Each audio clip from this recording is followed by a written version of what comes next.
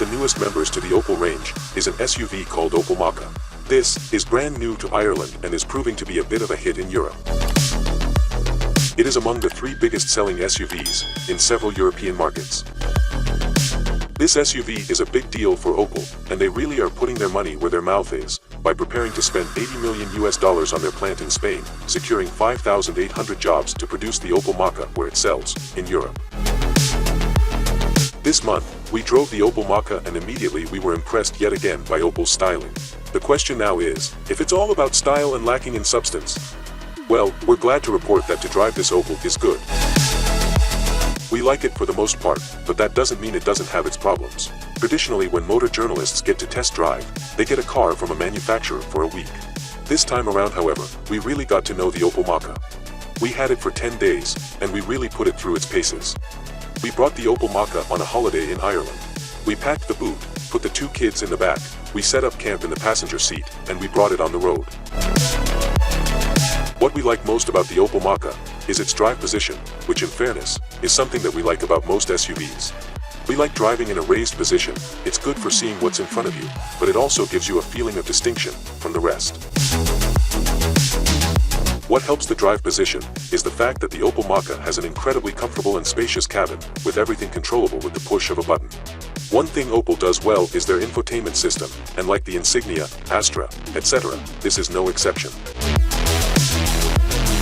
A host of features come as standard with the Opel Mokka, including air conditioning, cruise control, steering wheel mounted audio controls, daytime running lights, descent control system, and multifunction trip computer.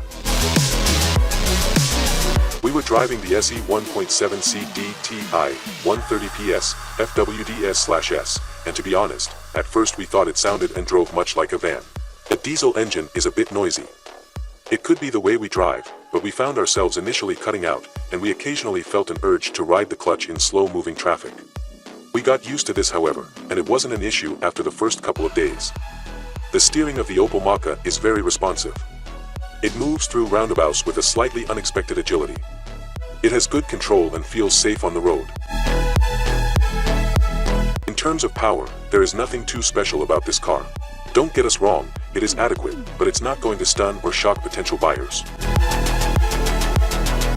The maximum power of the Opel Mokka is PS 130. According to Opel, the maximum speed of the vehicle we were driving is 184 km per hour, and if tested it should bring you from 0 to 100 km per hour in 10.5 seconds. There is a range of Opel Mokka available with a choice of 4x4 and front-wheel drives with engines ranging between 1.4i and 1.7c DTI. Tax bands for these models are from A4 to C. The model we were driving is in tax band B1, which means at today's tax rates, you will be paying 270 euros, which in fairness is not too bad. If you are considering the Opel Mokka, you should expect to pay between an attractive 19,995 euros and 28,495 euros. The Opel Mokka is a nice, small SUV. To be fair, it probably didn't have a young family in mind when it was being designed. We can say that, when it was driven without an abundance of luggage, the Opel Mokka was a very nice experience.